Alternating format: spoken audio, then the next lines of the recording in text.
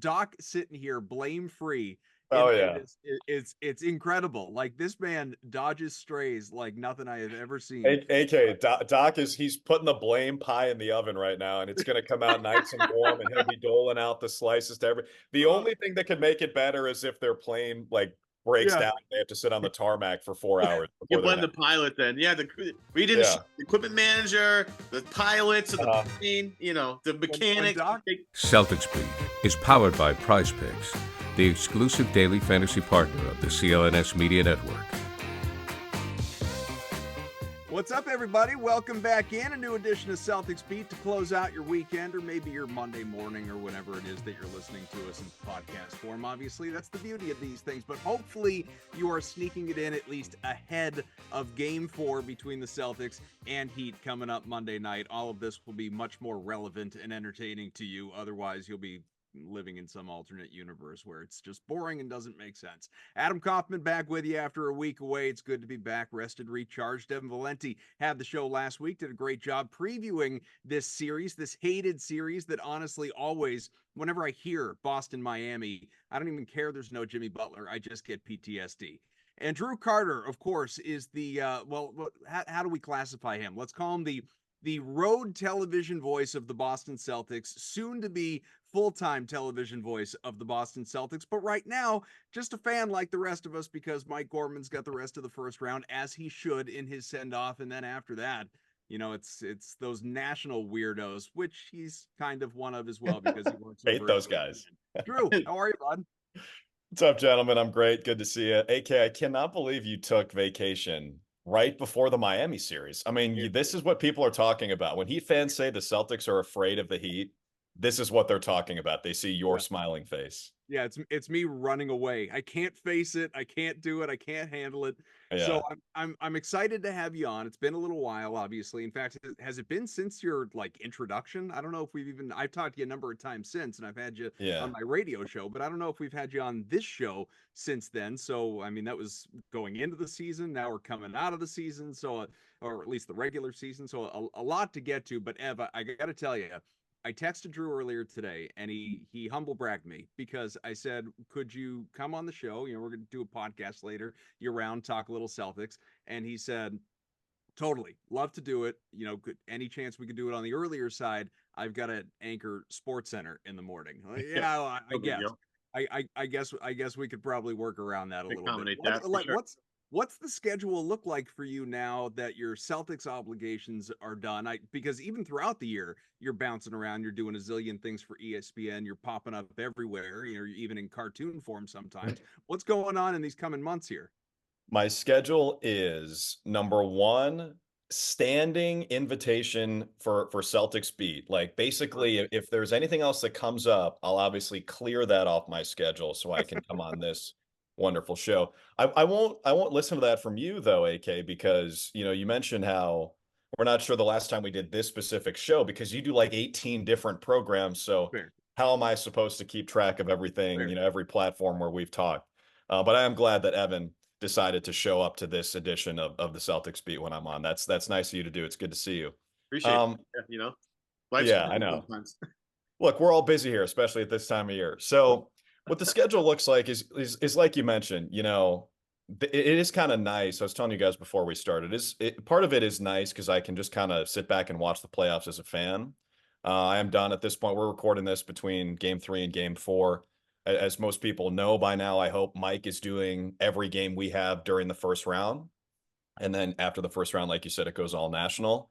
So Mike is traveling, for the first time since the regular season opener in New York. And it's I think it's the first team flight he's been on this season, going to Miami. And of course, when we got the Miami matchup, I was like, you sure, Mike? You sure? You sure you don't want to just take the first round off? Because, I'll take one for the team and go to Miami if you really want me to.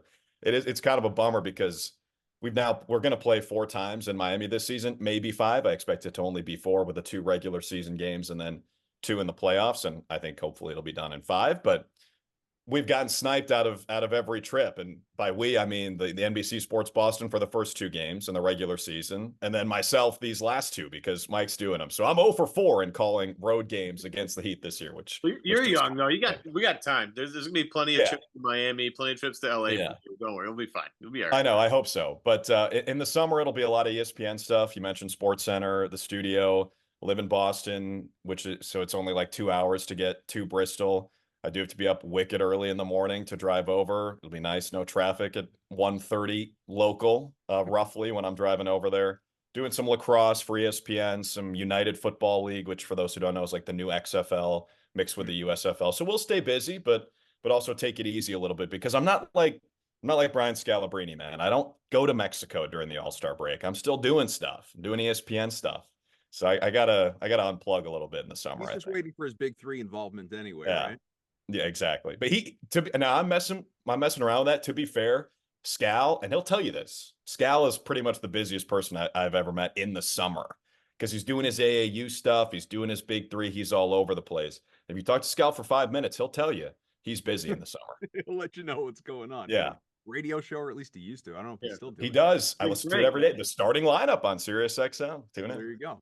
So Ev, last time we did a show a couple weeks back, I mean I'm a dick. I feel like I need to apologize to the main C's, the main Celtics. And oh yeah, we definitely. So because we had Brendan Glasheen on. You're the bad luck guys on that one. That's for sure. And Maine was of course in the G League Finals, coming off of a 1-0 trouncing of the Oklahoma City Blue.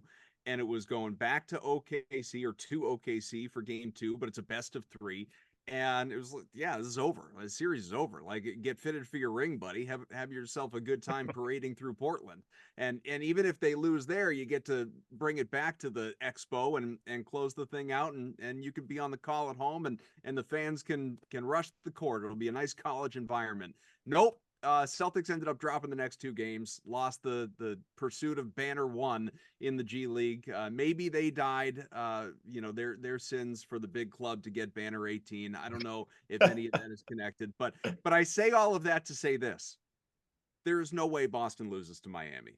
There's nothing about game 2. No, there's barring how about this? Barring a significant injury, there is no way Boston loses to Miami because I don't like where we're headed here, just based off our past. Game two was, look, you should feel good about what you saw in game 3. Game 3 is a lot, very similar to game 1. Game 2, and I felt it at the time. I tweeted about it at the time. I aggravated the people on X or Twitter or whatever we want to call the thing because it was an aberration. Miami was, look, it was good. Boston was bad that night. I am not defending that. But there's just no way, absent Jimmy Butler and the ghost of Max Strus or anything like that, that this contingent of guys, as much as I like, the baby Jokic and Jaquez and obviously Hero and all of that. Baby Jokic is still in college. These guys are not going to shoot at an historic pace for an entire series like they did last year. That's not to be replicated. It's not going to happen again. So Boston's going to win this series. Probably in 5, maybe in 6. Doesn't mean they're going to cruise to the finals and win a championship automatically or anything like that. But look, 3 fans who happen to cover the season one capacity or another sitting here, Drew, I'm sorry, the Heat don't scare me. They didn't scare me coming in absent Butler, and they don't scare me now despite that game 2 win going into game 4. Well, hang on. There's a stat here that I'd like to make you aware of. I don't know, because you've been on vacation. Maybe you didn't see this. And this is this is just to back up, again, the culture of Miami. We like to poke fun at it sometimes. It does get significant results. Miami has 4 playoff games in the past 2 seasons with shooting 50% from 3 just against the Celtics. No other team in the NBA has more than 1 against anybody. So point being, yes, it does feel like a steep uphill climb for Miami for sure. But past tells us that this has happened quite often with these 2 teams in the playoffs. So as much as confident as I want to be, and I am extremely confident about this, we do have to just give a little hat tip to Miami because they've just been a pain in the ass for a while here. I will say, Josue and I last week in your absence talked about what would have to happen for Miami to steal this thing. And I said it's going to be a math problem. And I think Spo understands that in order for Miami to really compete in this thing, they're going to have to shoot an abnormal amount of threes and hit a lot of them, which they did in game 2. They would also have to probably win the rebounding battle. Notice how in game 3, Boston made a big priority crashing both the offensive glass and the defensive glass. But Spo understands what he has to do to make this work for Miami. He is facing a significant talent difference. And I'm not saying Miami's bad. These are all professional basketball players. Point being, Boston is just one of the most historically good teams of all time and is a championship away from being an all-time great one-season team. And Miami is just a bunch of guys that have great chemistry with a great head coach, and they're trying to, punch up to a different weight class. And I'll give Miami a lot of credit. But yeah, I mean, if this next game, as I was saying last night on the Garden Report, I'll plug another show of ours. I will say this game 4 Monday night, tomorrow night, whenever you're listening to this thing, is a critical game for Boston to win. I think if they really want to put Miami away, game 4 is how you do it. You bring it back home, you win in front of your home crowd, and this is done. But Drew, I don't know about you. Again, now that you're a fan, not sitting in the chair, trying to be, as Switzerland as humanly possible, trying to see everything through the trees. It does feel like to me that game 4 tomorrow night or tonight, whenever you listen to this, is the linchpin in this whole thing. Well, for the record, Evan, I'm not trying to be Switzerland. I'm as annoyed or more annoyed by the Miami fans than anybody. Welcome So aboard. Yeah, it's good to be here. And look, I have a lot of respect for them. I think it's funny too that you think he's trying to be Switzerland when he's on the call of a home broadcast. Yeah. Well, that's the No thing. Switzerland here. All right, fine. I just try to be impartial. Maybe when he's anchoring Celtics highlights on SportsCenter, Yeah, in Switzerland, but not the rest of the time. And certainly not on the Celtics Beat podcast. Here's the thing. I love what you said, Evan, about how Eric Spoelstra knows what they need to do, and that's making a math problem, because when Spo has his team chuck 45 threes, he's a genius and he's one of the best coaches of all time. When Joe Mazzulla starts to do some math, he's an idiot and has to be fired, and he's going to tank the talented team. So isn't it interesting, that double standard? Now I understand the difference there where, Miami's shorthanded and it seems like they're fighting an uphill battle and the Celtics are super talented. I get it. But hey, a Jason Tatum 3-pointer is worth just as much as a Nikola Jovic 3-pointer. So the math still checks. And there's a reason why teams shoot a bunch of threes. And we've seen Miami do it. And of course, we've seen Boston do it the last 2 years, and the Heat did it in one game and proved that you can beat anybody. I just can't believe what I heard from Adam Kaufman. I know I've only been here for 1 year, but I thought that we were supposed to treat the Heat with reverence and deference because we're so terrified of what could happen with them. Not now. I mean, I guess, but look, I agree with you. I think the Celtics will win the series in 5. It's a complete mismatch, but I will never say, no, I'm not worried. I might have felt that way after game 1. Then with what happened in game 2, I'm like, oh my God, like this zombie Heat voodoo might actually be real. So I'm not going to say there's no way it happens. Again, barring a major injury, like if, heaven forbid, Tatum or Brown go down, or Porzingis goes down, who is in many ways, and we'll talk about this, sort of the key to everything, then sure. But if they are healthy, as they have been, I realize they were healthy when they lost game 2, but if they are healthy for an entire series, and put it the right way, it's trying to punch up the weight class. If my 5, almost 6-year-old goes out and he's running around playing soccer with my 9-year-old, he's probably going to luck into a goal or two, but I promise you he's not going to win. This is kind of what we're talking about right here. There's just no avenue for the Heat to go out and steal an entire best-of-7 series with their grouping of players versus the Celtics grouping of players as it currently exists. Now, is there a universe where Jimmy Butler, if this series gets stretched to 7, returns? I don't know. I don't think so, but he has not been officially ruled out for the entire series. He is considered doubtful to play in the series, and I think it's very unlikely. But if you want to, leave some sort of cosmic hope, if you're a Heat fan out there, to that possibility, then sure, that would scare the ever-loving crap out of me. But I just don't think this is going to be. I think if I were to look at it, this is where I go like uber Celtics fan. I would look at game 2 as, I would try and mentally turn it into a wake up call, and it's a good thing. And they realize they can't play with their food in the playoffs like they've done so many times in the past. The problem is every time in the past, the last couple of years, recent playoff runs, when they've done that, and they respond the following game. So, all right, good. That's not going to happen again. It happens again. So this is just who they are. This is gonna, I don't think there's gonna be a dud again against Miami, but whoever they play in the next round, there will be maybe a couple of them because it's just in their DNA, unfortunately. But I do want to go back to the Spo versus Mazzulla thing that you brought up.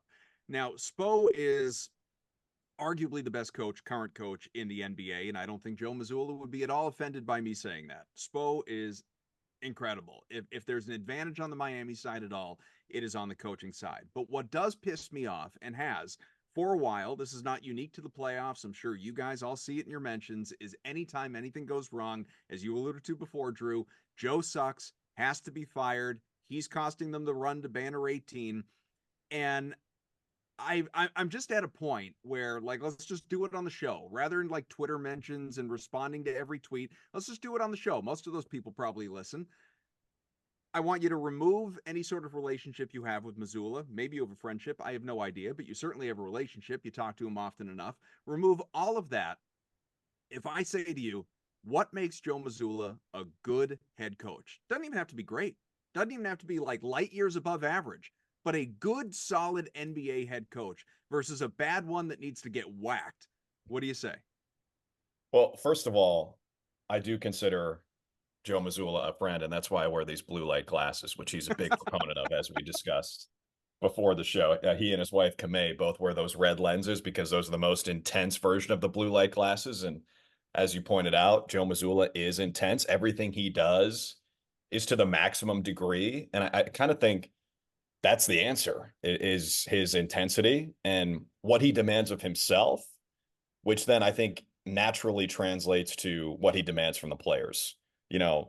I did not play sports at a high level, but I remember in like 7th grade travel basketball, if you see your coach doing what he's asking you to do, you have no excuse, right? I mean, Joe Mazzulla, I think there's a chance Joe Mazzulla is in as good or better shape than pretty much everyone on the team. I mean, we know about his jiu-jitsu routine. The guy's a maniac, And I say that in the most endearing way.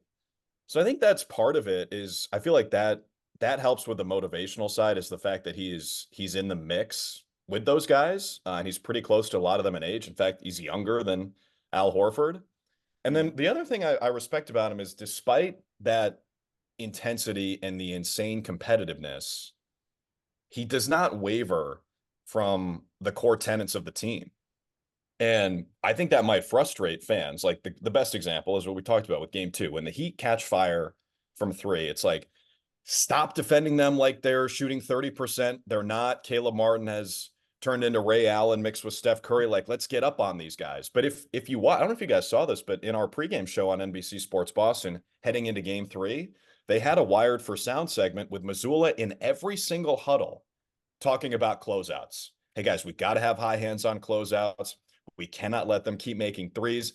And I was complaining as much as anybody after the game, like, hey, we have to adjust when Miami has proven that they're going to be shooting at a high level on a given night. And I think he tried to, but the team just didn't do it. I mean, the defining image for me from game 2 is Drew Holiday, an elite defender who's going to be an Olympian this summer, keeping his hands by his sides while he closed out. And I don't know what that was. I don't know if that was in the game plan beforehand and there wasn't an adjustment or what happened, but look, Caleb Martin doesn't shoot a pretty ball, but on that night it was going in. So Joe Mazzulla, I think, was trying to adjust in game by imploring his guys to close out, and then maybe something else changed in game 3, but they played with more force and they played with more effort. I think that's a credit to the head coach. But what I mean by not wavering from the plan is, like, look, what you said, Adam, you don't expect lightning to strike twice, right? So we're not going to treat the Miami Heat like they are the Golden State Warriors because of one game. And again, I think that's going to frustrate fans. But if you look at what happened last year, it was an anomaly. And I don't think that necessarily means you have to throw everything out the window, especially when this year's team is better than last year's team was, and the Heat are more shorthanded. I think just real quick, it's interesting you brought this up because I had a little bit of a piggyback on top of that because it's something that we don't think about when it comes to good coaching, right? And then Drew, you kind of threw a little bit of a monkey wrench in my point, and so I would love to hear you sort of give me a little more ammunition for this.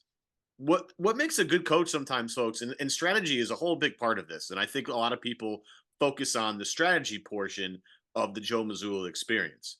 I think what people miss is how effective and how good of a communicator Joe Mazzulla is with his teammates. Granted, this little wired for sound thing where he was telling guys to put their hands up and close out and they didn't do it the entire game. That's frustrating. I would say other than that, and I'm sure there are other times throughout the season where guys haven't listened, it feels like the message that Joe Mazzulla is delivering is really fallen upon each of the players. And even at this point, like, they're professionals. I get it. Look, Drew Holiday's been around a while. Al Horford's been around a while. These guys have been around a while. Like, it's not like the Oklahoma City Thunder where everybody's 22 and under here. These are, I know, Tatum and Brown are younger, but they've been through a lot together.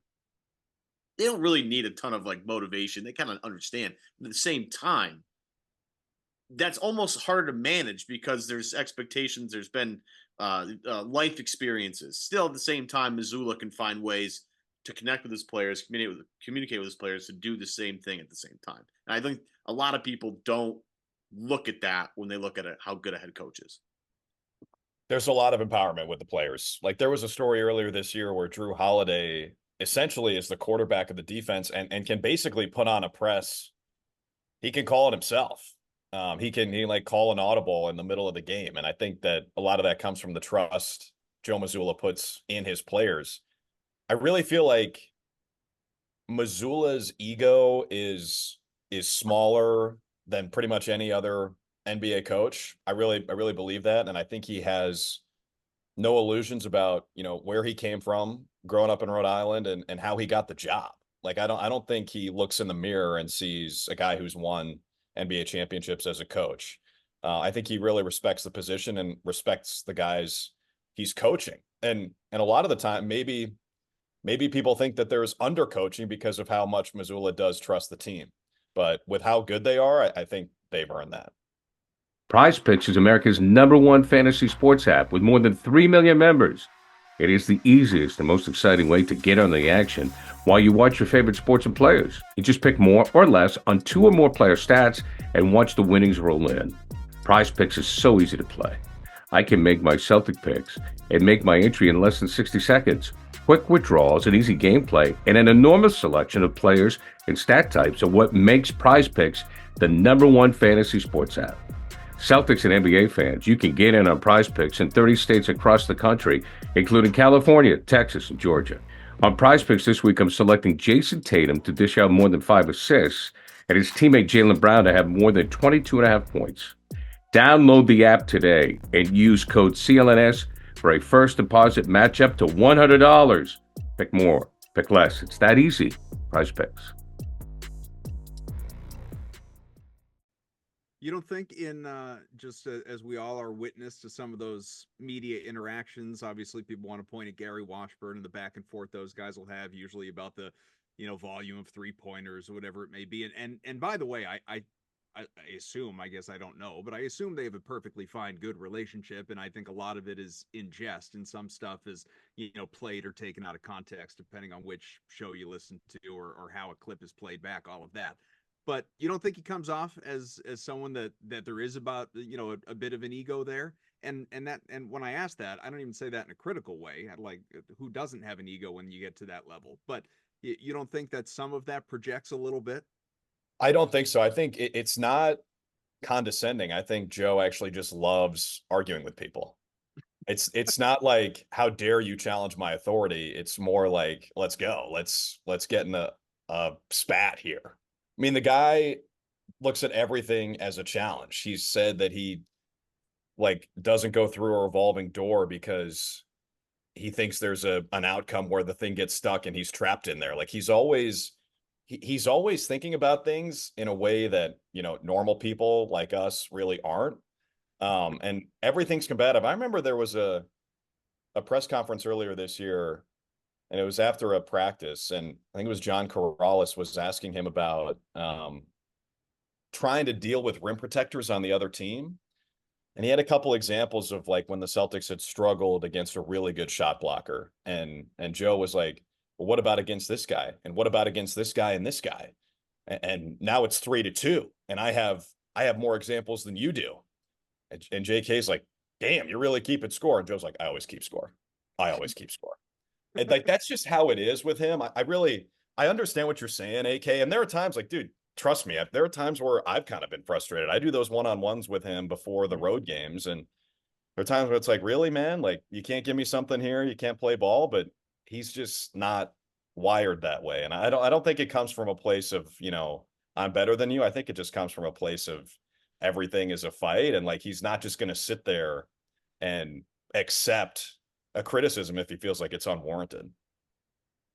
Yeah. So what about this year? Obviously I've made my opinion known to those watching, listening, but I can also hear or feel the people in the comments section on the CLNS Media YouTube page saying, way to jinx it, Koff. It's my Heat in 5 or Heat in 6. Like this is, it's all going to hell. What makes this, if anything, I don't even want to say go sideways, because I just don't see that outcome being a reality. But what makes this a series versus the Celtics coming away with a gentleman's sweep? It would have to be a code red, baby. A code red where someone takes out one of the Celtics' best players and there's an injury. I don't know. I mean, I think, again, I'm not going to say what you said and say there's no way the Heat win the series, because I just feel like there's too much history there. But I agree that the Celtics have way more talent than Miami, and I tend to believe that who you are in the regular season is who you are in the playoffs. And I think if anyone would disagree with that, if anyone would disagree with that, it's Jimmy Butler. But if you look at their run last year, Jimmy Butler turns into a superhero against Milwaukee, and Giannis wasn't fully healthy. And then the whole team catches fire against Boston, and that's how you end up with an 8 seed going to the finals. Like I don't necessarily think it's like Jimmy Butler is not an all-star in the regular season and then is consistently Michael Jordan in the playoffs. I don't think so. But that being said, without him, like they just don't have enough juice. So unless they do what they did in game 2 and shoot like 50+% from 3, I do not see them challenging the Celtics in this series. Can I be honest with the both of you? I feel slightly better that this game is in Miami versus in Boston. Boston and Miami throughout the past couple of years have just traded blows on each other. Like the opposite, like the away team seems to play with more intensity and swagger than they do at home. Like Miami, I feel like goes into Boston and feels like, oh yeah, they get like more juiced up playing in Boston than they do on their home. The Florida Panthers feel that way about TD Garden. All those South Florida teams. It's got to be a Florida thing, but it's to me like if Game 4 were in Boston, I'd feel a little different about it. But because Game 4 is in Miami, I just feel like this unusual, weird confidence of they're going to handle their business. If you listen to all the quotes after Game 3, and look, I don't know, I wasn't there, but obviously the temptation of going out in Miami and having a good time with a day in between. Totally understand it. I don't know if I'd be able to resist if I was making the money these guys do and I had the fame, notoriety these guys do. I don't know if I'd be able to resist going out and having a good time. At the same time, if you listen to the guys after the game, they're like, nope, this is a business trip. We are here for one thing only. It's getting W's. We're eating W's just like Jameis Winston, and then we're getting out of here. We're going back home. Like that's the vibe I got. It felt like, I don't know if you guys felt the same way. It just felt a little more serious. It felt like these guys were like, no, we're focused. This thing is, we can't let our foot off the gas here. We can't let Miami breathe. We need to come back. We got to come back in Game 4 and make sure we're focused right from the opening jump, because if we're not, Miami's going to win this thing. It's amazing that the Heat might be the team partying more on the road than the Celtics in this series, because some of their players were spotted at Encore after Game 1. And I don't know, I think you're probably right, Evan. Like, guys will obviously never tell a reporter like, yeah, I'm going out to South Beach. I'm getting turned up tonight. They would never say that. So maybe they are and they lied, but I do think just being around the team all year, it feels like there's a very specific focus. And it's hard for me to say if that's unique because this is, the first time I've traveled with an NBA team. But I do get the sense that they know how close they've been, obviously, and they know how good of a chance this is for them to finally achieve their ultimate goal. So I would not be surprised if they're staying in at the hotel in Miami, even though it would be tempting to go out. Maybe that's why they sent Gorman to South Beach. That's a secondary reason. It's like, obviously, last playoff series, we want Mike to call the games, but also, like, we don't really trust Drew to be in Miami. Who knows what this guy's going to get into? Or you let Mike just, Miami Mike Gorman for a couple of days and let him, go Could down be. with a blazer and like an open collar polo shirt, Yep. with your aviators on, and just have a blast. That'd be dangerous. Game 4 in a white suit. Yeah. I would love it. I hope he did it. I hope somebody brought a camera too, because that'd be I would watch about 10 minutes of that, just the highlights of Mike Gorman's night in Miami Vice Gorman That's it. going up. Yeah. So look, this is going to drive our listeners crazy, but I'm just going to do it because it's how I feel about this series. Don't guarantee. When you're looking ahead, okay, you're looking ahead at what else is happening in the Eastern Conference right now. Okay. Cavaliers and Magic, that's a series. It's a best of 3 at this point. Pacers are up 2-1 on the Bucks as we sit here. There's going to be game 4 tonight. Matter of fact, I think it's starting just about right now. This series is over. Indiana is going to win that series. Sorry, Milwaukee. This by the way, Ev, I would love to spend more time on this. It maybe like in the future, but no Giannis. Dame is out for this one. This is like Doc Rivers' wet dream. Dude, Doc he's gonna win that. You think that Indiana's gonna win this game or win this series? I bet you. Absolutely.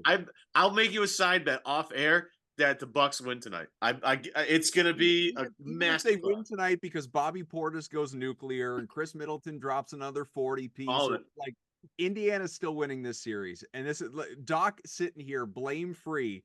Oh yeah, it's incredible. Like this man dodges strays like nothing I have ever seen. AK Doc he's putting the blame pie in the oven right now, and it's going to come out nice and warm, and he'll be doling out the slices to every. The only thing that could make it better is if their plane breaks down. They have to sit on the tarmac for 4 hours. You blame the pilot then. Yeah, we didn't. The equipment manager, the pilots of the plane. The mechanic. When Doc even threw the bus driver under the bus, that was next level, man. But the Knicks, I mean, this is fun. Knicks are up 3-1 on the Sixers with their win earlier today. Jalen Brunson is playoff Jimmy Butler all of a sudden, and obviously he's had an incredible year. It's not just the playoffs, but Joel Embiid continues to be a playoff choker. He had 1 point in the fourth quarter, played all 12 minutes earlier today. I think he was 0 for 5 from the field. This team implodes. He is at the center of it. He is all of a sudden dirtier than Draymond Green, and yet, people are just coming to terms with it. So they're going to go down. Knicks are going to win this. Hopefully they close it out at home. It would be great. Genuinely be great for you Knicks fans if any of you are out there listening. I know you bing-bonged us in the past. I like you. I like you people. I hope the Knicks get it done. Is the Knicks the answer to this question? If the Celtics do advance and go on a nice little run here, forget the Nuggets and NBA Finals and any of that stuff. Just talking Eastern Conference. Who does provide the biggest threat? I do think it is the Knicks, but can I just say something about the Philly New York series real quick? Please. I don't mean to sound like old guy complaining right now, but there are a bunch of times where the discourse around that series is, man, what a great old school rivalry throwback series. It's physical. Feels like the 70s and 80s out here. And I'm sitting there watching that like everybody is flailing. Everybody is bitching. It's amazing. I understand that Jalen Brunson, Kyle Lowry, and Embiid are on the same team. Dude, and like Jalen Brunson, I understand he's a little undersized, and the guy's he's a bulldog, right? I think he's mostly fun to watch, but every single play, dude, he's got a lot of Luka in him every single time, and then Tibbs, who I have a ton of respect for, but half the press conferences, Tibbs is saying that Jalen Brunson's getting fouled. So, look. It's really fun basketball to watch for the most part, but between Embiid and Brunson, there is a lot of foul baiting in that series, and I think the Knicks are super fun to watch. But man, watching that game today, I was like, damn, this is out of control. Like this, you just wouldn't see that in the 80s. As physical as it is, it's just a lot different. With that being said, I do think the Knicks are the biggest threat to the Celtics in the East. And even then, like, if the Knicks and Celtics match up, I think the series would be 5 or 6. I know the Knicks beat the Celtics pretty handily toward the end of the regular season.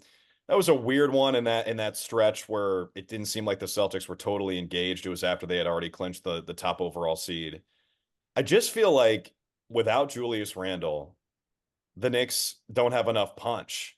And Brunson being your main guy at 6 feet tall, I just think is going to be an issue against the best defensive backcourt in the NBA and a team with a ton of length and athleticism and great defenders on the wing and great rim protection. I don't think the Knicks would really give the Celtics that big of an issue, but they are the best team remaining outside Boston in the East. You guys feel the same way? Yeah, only because of injuries. Yeah. I mean, Yeah. I just think it's too early for Orlando.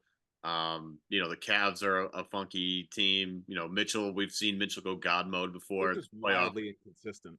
Yeah, the bubble series with him and Murray. I mean, you just remember some really classic games. And so I mean, look, he can go off at any time. But I just don't see a complete like unit. And because Dame and Giannis are probably done, I'm just not really scared of whatever version of Chris Middleton the Celtics get. It's still not going to really matter. The Knicks, because they're physical, present an interesting challenge. And my only question is when they get there, what does that team look like with Tibbs playing everybody 45 minutes a game? Like it's classic Tibbs. It's what he does. I totally get why. But Brunson being, under 6 feet, playing 45, 46 tough minutes every game, getting his ass kicked. I gotta give him a ton of credit. I would fold like a cheap lawn chair out there. He's getting his ass kicked up and down. I don't know how many legs. He's just not gonna have legs left, and that's what I love about this Celtics team is, you're getting, to bring it back to Celtics real quick, like the Peyton Pritchard minutes are really solid right now. I mean, he's playing with a whole different confidence. This whole season he's been great, and then another credit to Mazzulla schematically getting him really focused and really ramped up for the playoffs. Pritchard's been unbelievable. Hauser's been really good. Al Horford's giving them solid. Like, just Boston's going to be way more rested by the time they get there, so that'll be really interesting. But this is what you want if you're Boston. This is exactly if you could talk to the basketball gods and say, hey, like, show me the easiest path. Like, this is it. This is it. That everything has broken right for them. As long as everybody stays healthy, they should have a relatively easy way to the finals. Now, last year, so the same thing similar to Denver. It's like Denver really didn't play anybody at all the title run. I mean, people were like, oh, the Lakers. I'm like, they swept the Lakers. Okay. Like, it was a competitive sweep. It was such a competitive sweep, though, Evan. Come on, very, man. The most very competitive similar 4-game series ever. Yeah, I mean, very similar to the Celtics sweeping the Nets a couple of years ago, right? Same feeling, but still 4 games to nothing. And I can't imagine how Lakers fans feel now, considering, I don't know if either of you saw the stat on the screen last night at the end of the game, how much LA has led in this series and how much the Nuggets have led in this series. That would be extremely frustrating. From a gambling standpoint, and I know this didn't come to fruition in game 4, but games 1 through 3, the play has been, the half full bet of Lakers Nuggets. Lakers have led at the half every game. The Nuggets come back to win and cover every game. Just, again, didn't happen in game 4. But yeah, I mean, the Lakers, they've got their in-season tournament. I hope it was a very successful year for them. There's no, I don't see how anybody in the West, as much as I love, like I absolutely took the Timberwolves for granted. What they are doing to the Suns right now is incredible to me. And I didn't even think that highly of the Suns. It's just, I didn't think the Timberwolves were ready. I too much inexperience there. And granted, there are injury issues, but what the Thunder are doing to the Pelicans, my God. And congrats, to Dagnall, Coach of the Year officially. That came out a little while ago. It's just, I mean, the West is going to be fun. The West is a more compelling conference right now than the East. And I still just don't see how anybody gets in the Nuggets' way. Yeah, I think so. Although, with that being said, AK, like, it's interesting to me how, and I felt this way too, but the public narrative was that the West, the first round is so intriguing, right? And the East, you're going to have some blowouts in the Eastern Conference first round. Cavs Magic, who cares? Not that interesting. But the West, man, the wild, wild West. And all of a sudden you got two teams who are up 3-0 and then actually three 3-0 leads. And then the Right. Lakers finally got one. But just going back to the East, like, here's what I'll say about the Knicks. I feel like, I don't know if I should feel slimy about this as a Celtics fan, but I do really enjoy watching the Knicks. And I think what they've done this year is incredibly impressive. If those two teams match up in the Eastern Conference Finals, the Knicks will believe they're going to win. There's no doubt. That team is so connected. They play so hard. Josh Hart, dude, like blocking guys at the rim, 15 rebounds, like whatever it was, 5 or 6 offensive rebounds. Those guys are badasses. And they have sunned Joel Embiid in that series. Absolutely sunned him. Isaiah Hartenstein picks up 5 fouls in the third quarter, and Embiid still does nothing. Mitchell Robinson's not playing. Bogdanovich gets hurt like the second possession he plays. You're at home. How does Philly not win that game? The Knicks are just so tough, and they're an embodiment of their coach. So even though I don't think they'll have enough talent, and ultimately that deficit will be their undoing, that series is going to kick ass if we play them in the Eastern Conference Finals. I love it. I'm thrilled for Knicks fans because I'm not people get mad when people say this, but like certain sports are better when teams are better. Like I'm thrilled for Bears fans. I think the NFL is going to be really fun because the Bears have the first time ever the Bears have a quarterback, right? That's a really passionate fan base. The NBA is better when the Knicks are good. Like it's just a fact. It's just the juice from the crowd is undeniable. Their fans are very passionate, and this is a team that Knicks fans like. Like this is it's not a flashy team. It's a lunch pail team that just shows up, kicks ass, and leaves usually with a win. So I'm just impressed with the culture building that's happened there because they've gotten it wrong so many times. So many times they've gotten it wrong, and now it feels like the right pieces are in place. Like Thibodeau has really instilled a tough culture there, and it's been a nice turnaround for them. But again, at the same time, it's like Boston's just it's gonna be really tough. Well, going back to what you said about the path before and the Nuggets last year, like I realized people at the time it was just, oh my God, what an easy path. And there's still a little bit of that because it's fresh. I promise you in 10, 15, 20 years, nobody is going to remember the Nuggets path. People are only going to remember that Jokic won a title, probably the first of multiple. Much like, like our buddy Seth Landman, who's on the show every once in a while. We've got our group text thread, and I don't remember if this was just me and him or was on the group thread, but we were talking about the Dame not playing in this game for the Bucks, and he was saying, man, it actually kind of bums me out because I really like the best 4 players, that top 4 on the Bucks. They're a fun team to watch play. And I said, yeah, no, I like those guys too. I also hope they go down in flames because there's no part of me that wants the Celtics to have a challenging run through the East. Yeah. I mean, you want to be as prepared as possible to match up inevitably with the Nuggets if you get there. That's all well and good, but no, I mean, get rid of any speed bumps that you can. I'm not too proud. I don't need to, to be the best, you got to beat the best. Screw that. Win a title. Win Banner 18. I don't care what it looks like on the way. Just get there. I'd rather prepare for the finals by making sure our best players are healthy than by being tested down the stretch of these games or in a 7-game series, whatever that even means. At a certain point, you are who you are. I mean, the Celtics have already established their DNA. I don't think anything's really going to change if we, play 6 crunch time games and go to 2 game 7s on the way to the finals. I'd rather not do that, to be completely honest. And you're right. In 10 years, all we're going to remember is the parade. It doesn't matter who the Celtics beat on the way there. I don't care if Kendrick Perkins is going to be criticizing the path to get there on First Take. He can say whatever he wants to say. He's already invalidated all of his opinions as far as I'm concerned. So I don't care what everybody says on the debate shows. Just win a championship. And besides, I mean, your broadcast partner, Brian Scalabrine, everybody remembers that he was MVP of the NBA Finals back in 2000. I think we've reached that point. I think it's been almost 20 years now. So he is the MVP of the Finals. Yeah. Oh man, it's fun. Look, I'm not. I realize some people out there, again, listening, watching, probably thinking like, man, it's couldn't you guys dissect these games a little bit more, but this is, as it's always been, it's a, we do once a week. It's a big picture show. We're not coming at you like the Garden Report post game after every game. Ev, by the way, nice job pinch hitting on that show after game 3. That's not what we do. What we do here is take a as the cliche goes, a 10,000-foot view at what is happening with this team. And what is happening with this team right now should be a relatively easy series win.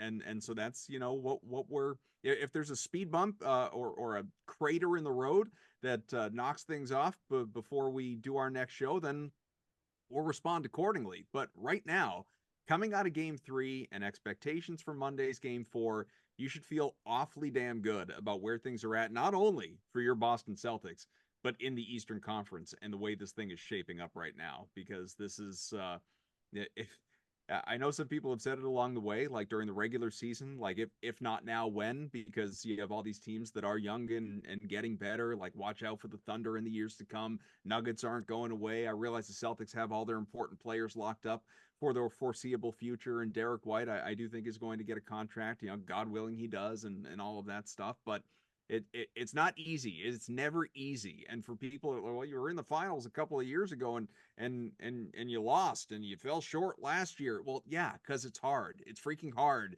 to win a championship. None of us, the 3 of us, we can't personally speak to that, but as observers, we can certainly see this is not an easy thing. It's why only one team obviously can do it. And so, hopefully this is Boston's year, as we have been saying for years and years and years. And they've got the makeup, they've got the talent. You just got to stay healthy on the way to give yourself a chance. Even if you believe, and I am in this camp, that who's going to stop the Nuggets, either conference, who is going to stop the Nuggets, to have a chance, you got to at least get there. And then who the hell knows what happens at that point in time. And so that's my focus with the Celtics right now, Drew. Well, all I can say about that, and this is the last thing I'll say before I go, because I do got to go to bed before Morning Sports Center tomorrow. Make sure you tune in, everybody. Please. All you can ask for is a chance. And the Celtics have consistently, in the past few years, put themselves in position to have a chance to win it all.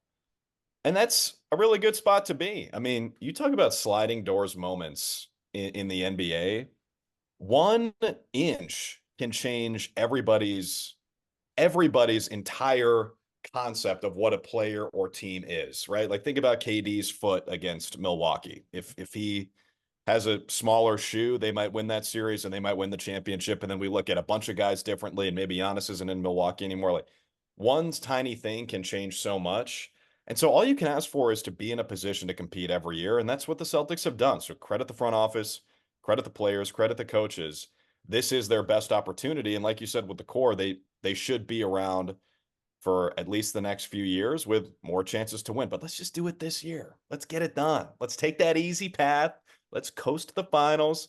Let's knock off Denver. Let's do it. Let's have a parade. Yeah.